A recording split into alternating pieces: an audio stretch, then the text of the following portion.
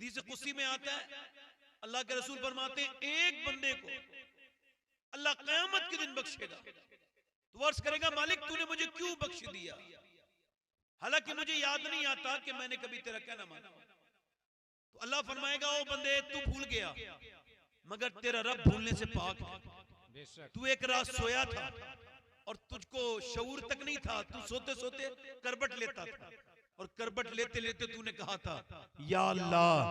अल्लाह फरमाता है मुझे इतना प्यार आया तेरे ऊपर कि मैंने तुझे उसी वक्त बख्श दिया था जब तू कह रहा है। सुभान अल्लाह, सुभान अल्लाह। कितनी नेकियां मिलती हैं, और अगर कम लग रही हो तो मैं बढ़वा भी सकता हूं। मैं दुआ करूंगा कि अल्लाह आपको मक्का दिखा दे, मक्के में एक नेकी 1 लाख के बराबर हो जाती है। सुभान अल्लाह, है ना माशाअल्लाह। हमारे शायर इस्लाम और हमारे शायरी में उस्ताद जनाब नूर मुजस्सम साहब क़िबला क़िबला तशरीफ रखते हैं, अल्लाह तबारक व तआला इनकी उम्र में, ये मेरे इस बात पढ़ेंगे इंशाअल्लाह, और आपने मुझसे पहले अमीर हमजा साहब को समाप्त किया है। अब मैं अपनी तकरीरी शुरू कर रहा हूँ। आप खैरियत से हैं? यही मेरी तकरीर, यही मेरी तकरीर। अपनी तरजीहात का तयन अगर आपने अब तक नहीं किया है तो कर लीजिए आज। किसको हाल बताना है और किसको नहीं बताना है, किसके सामने रोना है और किसके सामने नहीं रोना है, किसको अपना राजदार बनाना है और किसको नहीं बनाना है, अपने रब की शिकायत किससे करनी है, ये इसको गौर कर लीजिए। गौसे आज़म फरमाते हैं अल्लाह की शिकायत करनी है तो उससे करो जो अल्लाह से ज्यादा मेहरबान मिले। गर्मी पर तबसरा, ये अल्लाह के काम पर तबसरा है। सर्दी पर तबसरा, गौसे आज़म फरमाते हैं जो मौसमों पर एतराज करता है, फरमाते हैं अगर वो वली हो तो अल्लाह उसकी विलायत छीन लेता है। अब कोई आपसे पूछे क्या हाल है तो आपको ये कहना हर हाल में अल्लाह का शुक्र है। गौसे आज़म फरमाते हैं हाल उसे बताओ जो हाल बदल सकता है, सबको हाल बताओगे तो बेहाल हो जाओगे। रोना किसके सामने है और किसके सामने नहीं रोना है। लोग हाथ में नमक लिए बैठे हैं, अपने जख्म सबको ना दिखाओ, सबको दिखाओगे तो रुस्वा हो जाओगे। सबके सामने अल्लाह की शिकायत ना करते फिरो। अपनी जिंदगी में यह बात आज से और अभी से रखो कि आज के बाद कभी अल्लाह की शिकायत नहीं करनी, ना हालात की करनी, ना कभी मौसम की करनी, ना कोई मेरा हाल बदल सकता है। मेरे गौसे आज़म फरमाते हैं एक तरफ तू ये कहता है कि तेरा अल्लाह तेरा रब है और तू उसका बंदा है, और दूसरी तरफ चौराहे पर खड़े होके उसकी शिकायतें करता है। राबिया बसरी ने देखा एक आदमी के सर पे पट्टी बंधी है, पूछा तेरे सर पे पट्टी क्यों है? कहा सर में दर्द है, बुखार है। राबिया ने उसकी पट्टी छीन ली, नोच ली। तुझे शर्म नहीं आती? मालिक ने सेहत दी तब तक तूने किसी को नहीं बताया, अल्लाह का शुक्र नहीं अदा किया। आज जरा सा मालिक ने बीमार कर दिया है तो क्या हुआ, पूरे मोहल्ले को पूरे शहर को बताता फिर रहा है कि उसने बीमारी दी है। और वो 70 माओ से ज्यादा मेहरबान है, वो कभी अपने बंदे को दर्द नहीं देता। हाँ, जब अपने करीब करना चाहता है तो दर्द दे देता है। बीमारी नेमत है, बीमारी। गौसे आज़म से सवाल हुआ आपके नाना की हदीस है कि बीमारी नेमत है, कैसे? आपने फरमाया सोचो तो घर में एक बीमार हो ना तो पूरा घर अल्लाह अल्लाह शुरू कर देता है, इससे बड़ी कौन सी नेमत होगी? मगर अब हमारी तरफ अल्लाह की रहमतें आती हैं तो हम दूर भागते हैं। मैं कश्मीर गया था, कश्मीर तो गैर मुस्लिम भी जाते हैं, वो बड़ी बात। कश्मीर में एक आदमी मिला, उसका नाम था मोहम्मद सलीम, उसको कैंसर था, 90% मैदे में कैंसर, लीवर में। मैंने पूछा सलीम भाई क्या हाल है? कहने लगे अल्लाह का बड़ा शुक्र है। मैंने कहा मैंने सुना है आपको कैंसर है। कहने लगे तभी तो शुक्र है जब कैंसर है। क्या मतलब? कहने लगे अल्लाह का शुक्र ना अदा करूं? मेरा कितना करीम रब है, कितनों को अचानक मौत आ जाती है। डॉक्टर कहते हैं कि तुम 2 महीने के बाद मर जाओगे। टाटा अस्पताल ने कहा है कि तुम्हारे मैदे में 90% कैंसर है।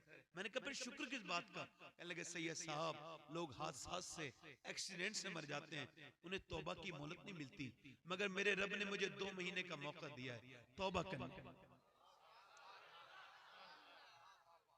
कहते हैं मुझे मौत से पहले मौत का इल्म हो गया। ये कोई कम बड़ी नेमत है उसकी? जाबिया तो देखे जरा, अंदाज तो देखे। मैंने कहा दाढ़ी क्यों रखाई है? कहने लगे और तो कोई नेकी की नहीं है सैयद साहब, तो दाढ़ी रखा के जा रहा हूँ, कब्र में हुजूर आएंगे तो कहूंगा या रसूल अल्लाह ये सुन्नत आपकी रखा के आया हूं, मुझ पे नजर कर दीजिए। कहने लगा दिन गुजर जाता है रात नहीं गुजरती। मेरी छोटी बेटी 3 महीने की है और बड़ा बेटा 3 साल का है। सैयद साहब जब से कैंसर लिखा है ना, अब मुझे कोई शऊर नहीं, मुझे बिल्कुल रात को पूरी दिन गुजर जाता है, रात नहीं गुजरती, पूरी रात रोता हूँ। एक आदमी अस्पताल में भर्ती हुआ है, उसके सांस लेने में दिक्कत थी, बूढ़ा था। अस्पताल में जब वो फारिग हुआ, ठीक हुआ, 90,000 का बिल मिला। उसने बिल को देख के रोना शुरू किया। डॉक्टर ने कहा क्या ज्यादा पैसे लग रहे हैं, हम आपका बिल कम कर देते हैं। तो वो रो के कहने लगा अल्लाह ने इतना दिया है, तेरी बिल्डिंग समेत पूरा अस्पताल खरीद सकता हूँ। कहा फिर रो क्यों रहे हो? कहा रो इस वजह से रहा हूँ, 80 साल का बूढ़ा हूँ, उसकी हवाओं में सांस लेता रहा। आज तेरे इस मशीन से मैंने 1.5 दिन सांस ली है, तो तूने 90,000 का बिल बिठा दिया और मैं पूरी जिंदगी से सांस ले रहा था। मैंने सोचा नहीं कि सांस लेना कितनी बड़ी नेमत है।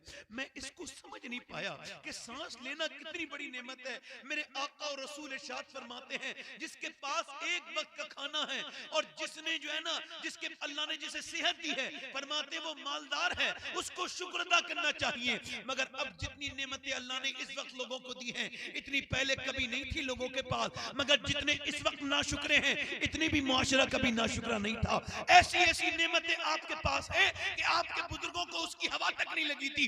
वो जब सफर करते थे तो बड़ी परेशानियों में सफर करते थे। तुम एसियों, हम एसियों की गाड़ी में सफर करते हैं। उनके खाने भी ऐसे नहीं थे जैसे हमारे खाने हैं, याद करो। मगर आज नाशुक्री की हवा है, लोग अल्लाह से दूर चले। नाशुक्री तो छोड़ो, अब तो खुल के गुनाह शुरू हो गए। सबसे बड़ी नेमत थी मुसलमान के पास क्या? ईमान। क्या है भाई? इसका ई को कम करें भाई और आवाज ठीक करें। क्या नाम है? आवाज बढ़ाएं थोड़ी आवाज। क्या चीज है सबसे कीमती चीज? और इस वक्त नौजवान माशरा पूरी कोशिश कर रहा है कि वो बेईमान होकर मरे। हज़रत सैयदना इमाम हसन बसरी वो फरमाते मेरे इमाम हसन बसरी कौन है? मौला अली के खलीफा। और फरमाते मेरा एक मुरीद, वो हाफिज और कारी सबसे बेहतरीन, उससे बेहतरीन हाफिज और कारी पूरे बसरा में कोई नहीं। कहते बेहतरीन कारी था, बेहतरीन हाफिज था, टनाटन। कहते वो एक दिन मेरे पास आया और आकर के मेरे मुझसे कहने लगा हुजूर मैं बर्बाद हो गया, मैं कहीं का ना रहा। मैंने कहा क्या हुआ? कहने लगे हुजूर मैं कहीं का नहीं रहा हूं, मैं बर्बाद हो गया। अरे क्या हो गया बेटे बता तो। कहने लगे हुजूर कल दोपहर से कुरान का एक लफ्ज भी याद नहीं है। क्या हुआ?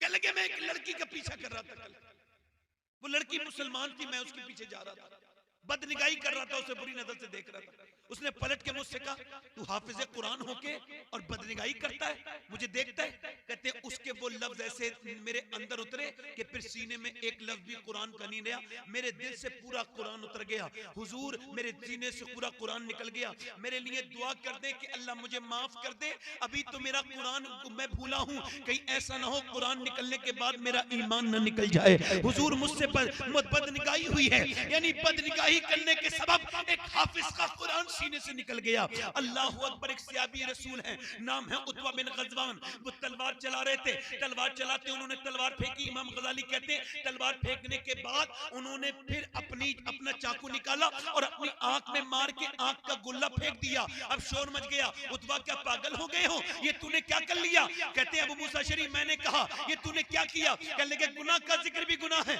मैंने कहा बताओ लोग तुझे पागल कह रहे हो, तुम बता ये आंख क्यों निकाल दी? तो सहाबी रसूल कहता है अल्लाह के रसूल का इरशाद है, सरकार फरमाते जो बदनिगाही करेगा उसकी आंख में जहन्नम की कीलें ठोकी जाएंगी। कहा फिर? कहा मैंने एक लड़की को देखा अभी बुरी नजर से, बस मुझे हुजूर की हदीस याद आ गई, जो बदनिगाही करेगा उसकी आंख में जहन्नम की कीलें। मैंने सोचा कि मेरी आंख मुझे जहन्नम में न ले जाए, तो मैंने सोचा अपनी आंख निकाल के फेंक देता हूं। और कहते उसकी एक आंख से आंसू गिर रहे थे और एक आंख से उसकी पानी गिर रहा था आंसू, और एक आंख से उसकी जो है वो खून गिरता था, खून के लोथड़े ठोकरे गिरते थे, वो मुझसे कहने लगा कि अल्लाह मुझे माफ कर देगा। मैंने कहा अल्लाह तुझे ही माफ नहीं करेगा, जो आज जो है ना वो तेरी बात को सुन के तौबा करेगा, अल्लाह उसको भी माफ कर देगा। मगर मैं उन नौजवानों से पूछता हूं जिनको डेटा फ्री मिल गया है, जिनके मोबाइल में फ्री डेटा अपडेट होता है, रोज जियो का डेटा आता है, रोज एयरटेल का डेटा आता है, और उन्होंने इंस्टाग्राम पे गंदी तस्वीरें देखी हैं। नौजवान नस्ल के पास कुछ नहीं बचा, उनकी तन्हाइयां बर्बाद हो गई, उनके पास कुछ नहीं बचा है, ये नस्ल बर्बाद हो रही है। अल्लाह इसे बचाए, अल्लाह अपना फजल फरमाए। कुछ नहीं बचा, इनके कपड़े अंग्रेजों की तरह, इनके चेहरे अंग्रेजों की तरह, इनकी बोली अंग्रेजों की तरह, इनकी बालों की कटिंग अंग्रेजों की तरह। पहले तो जाहिर था, अब तो इनका बातिन भी अंग्रेजों की तरह हो गया। यानी ये फिल्में देखते हैं, अपने मोबाइलों पे स्टेटस लगाते हैं गंदी फिल्मों के, गंदी तस्वीरों के, गंदी स्टोरियों के। तौबा तौबा अस्तगफुरुल्लाह, शर्म नहीं आती। अभी ये तो सुनो, ये तो अलग सी बात है। अभी कुछ दिनों पहले लखनऊ में एक फिल्म रिलीज हुई। उस फिल्म के रिलीज होने के बाद वो एक लड़की जो है वो थिएटर के बाहर खड़ी थी, सिनेमा घर के बाहर। उससे रिपोर्टर ने पूछा तेरा नाम क्या है? कहने लगी मेरा नाम जरीन फातिमा है। कहा अच्छा, आप क्या देखने आई थी? का फिल्म देखने आई थी। कहा आपको फिल्म में क्या अच्छा लगा? कहने लगी स्टोरी अच्छी लगी, मुझे गाना अच्छा लगा, मुझे ये अच्छा लगा, मुझे वो अच्छा लगा। अल्लाह अकबर, नाम जरीन फातिमा। मेरा दिल करता था अगर मैं वहां होता तो मैं उसके पांव पकड़ के कहता मेरी बेटी क्या बदनाम करने आई है? बुर्का ओढ़ के नाम जरीन फातिमा रख के आई है, कम से कम फातिमा नाम का ख्याल रख लेती। तू थिएटर के बाहर खड़े होके तू फिल्म देख रही है और नाम तेरा जरीन फातिमा है। इससे बुरे दिन हमने कभी नहीं देखे थे।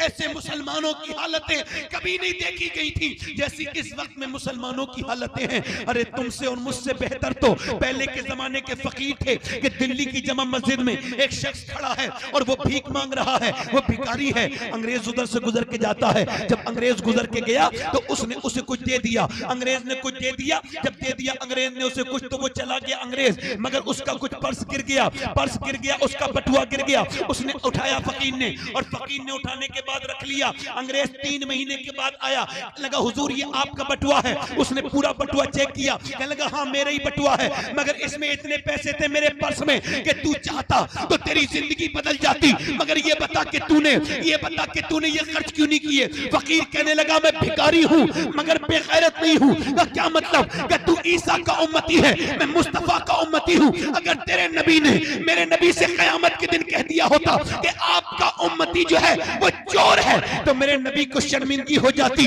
और मैं इतना बेकार नहीं कि अपने नबी को तकलीफ पहुंचाऊं। ले अपना पर्स ले जा। अंग्रेज आगे बढ़ के कहता है ओ भिखारी, जरा मुझे कलमा तो पढ़ा दे। जिस उम्मत के भिखारी की ईमानदारी का यह आलम है, उसके नबी का आलम क्या होगा?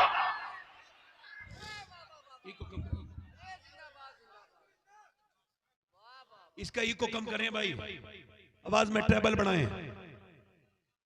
बुशकन उड़ गए बाकी जो रहे बुतगर हैं, उम्मती बाई से रसवाई पैगंबर हैं।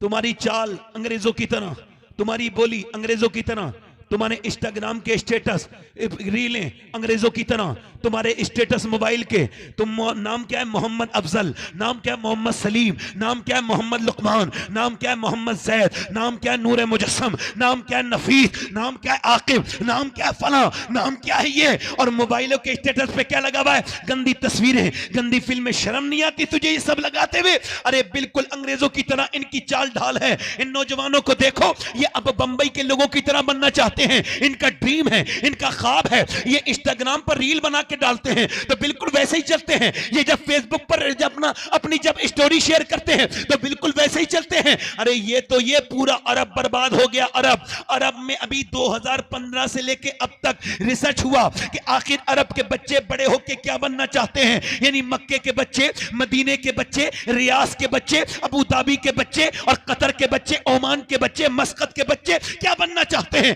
तो उन सारे बच्चों ने ये लिख के दिया फार्म पर कि हम बड़े होके क्रिस्टियानो रोनाल्डो बनना चाहते हैं, यानी वो फुटबॉलर की तरह बनना चाहते हैं। तो फिर सऊदिया ने क्रिस्टियानो रोनाल्डो को खरीद लिया और खरीदने के बाद कहा हमारे बच्चों को फुटबॉल सिखाओ। मेसी को खरीदा, हमारे बच्चों को फुटबॉल सिखाओ। इन बेगैरत सऊदियों के पास क्या कोई नमूने अमल नहीं था जो अपने बच्चों को दिखा देते ये उसकी तरह क्या बनते हो, वो नकली है, असली की नकल करो। जैसे अल्लाह ने दुनिया में तुम्हारे लिए भेजा था वो कोई आम, तुम्हारे पास कोई नहीं था, हमारे पास कोई ऐसा आइडियल नहीं था, कोई ऐसा नमूने अमल नहीं था, बिल्कुल था। हमारी कौम के पास जैसा था ना तो ऐसा किसी कौम को मिला ना कयामत तक मिलेगा। वो 10 साल मदीने में हुकूमत करता रहा, 10 साल, और 10 साल के अंदर उसने 1060 शहर फतह किए, यानी 3 दिन के अंदर वो एक शहर पर इस्लामी झंडा गाड़ देता था। उसने 10 साल के अंदर 4000 मसाजिद तामीर करवाई, यानी एक दिन में 3 मस्जिदें बनवाता था। वो शख्स वो कौन था जिसने मियां कपड़ों पे तो 17 पैमद लगाए थे, मगर उसकी हैबत का यह आलम था कि उसने एक करवट ली तो कैसर को बर्बाद कर दिया, दूसरी करवट ली तो किसरा को बर्बाद कर दिया। वो कौन था, वो कौन कलंदर था मदीने में मियां जिसके बारे में 2009 में अमेरिका के व्हाइट हाउस में खड़े होके बराक हुसैन ओबामा ने कहा था कि दुनिया में अगर 1 साल उम्र की उम्र और हो जाती तो पूरी दुनिया में सिवाय इस्लाम के कुछ नहीं होता।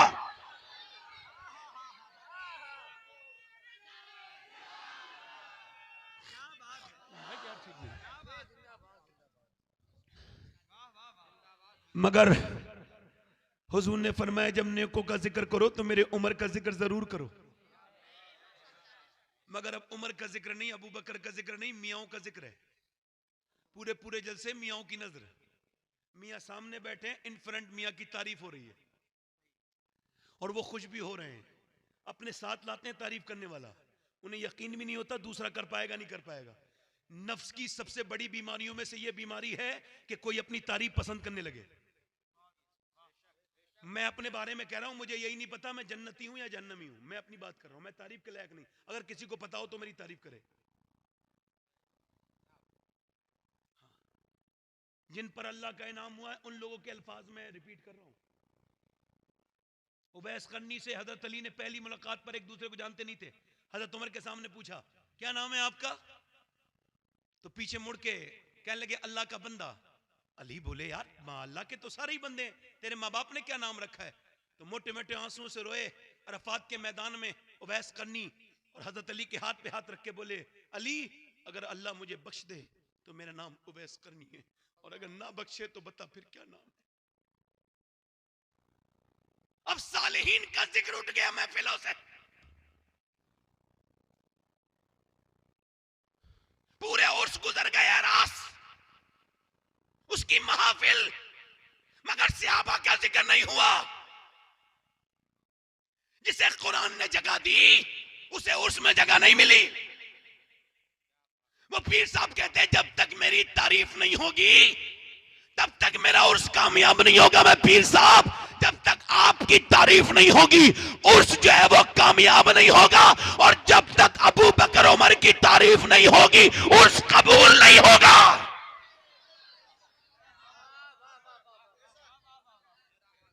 मैं क्यों लोगों की दुश्मनियां ले रहा हूं, मुझसे कितने पीर खिलाफ हो गए, क्यों? मुझे हुजूर से कुछ लेना है, मुझे अबू बकर से कुछ खैरात लेनी है उनकी मोहब्बत की, मुझे उमर से कुछ सदका लेना है उनके इंसाफ का। जो अपनी तारीख भूल जाए कौम उसकी बर्बादी कोई नहीं रोक सकता। जिस कौम को अपनी तारीख याद ना हो, अरे हमारी तारीख क्या थी, हम जो जीते थे जंगों की मुसीबत के लिए, और जो मरते थे तेरी नाम की इज्जत के लिए, थी ना कुछ तेग जनी अपनी हुकूमत के लिए, सरबका फिरते थे क्या दहर में दौलत के लिए। दश्त तो दश्त है दरिया भी न छोड़े हमने, मेरे जुल्मात में दौड़ा दिए घोड़े हमने, दी अज़ाने कभी यूरोप के कलीसियाओं में। अरे हम तो ऐसे जिगर वाले थे, ऐसे जिगर वाले तो पैदा ही नहीं हुए। हमारे बुजुर्गों के बाद एक खालिद इब्न वलीद 1000 फौज के साथ खड़ा है और उधर 10,000 की फौज है। खालिद ने कहा ओ यहूदी कमांडर जा, मैं तुझे मौका देता हूं भाग जा। उसने कहा तेरा दिमाग ठीक है, हम 10,000 हैं तुम 1,000 हो फिर भी मुझे भगाने की बात करता है। खालिद बोला तभी तो कह रहा हूं भाग जा, हम अपनी तादाद पर नहीं अल्लाह की रहमत से लड़ते हैं। और सुन, हम वो कौम है, दुनिया की अकेली कौम है हम, कि दुनिया अपना शहर और अपना घर और अपनी जान बचाने के लिए लड़ती है, हम नबी के ऊपर सब कुछ लुटाने के लिए लड़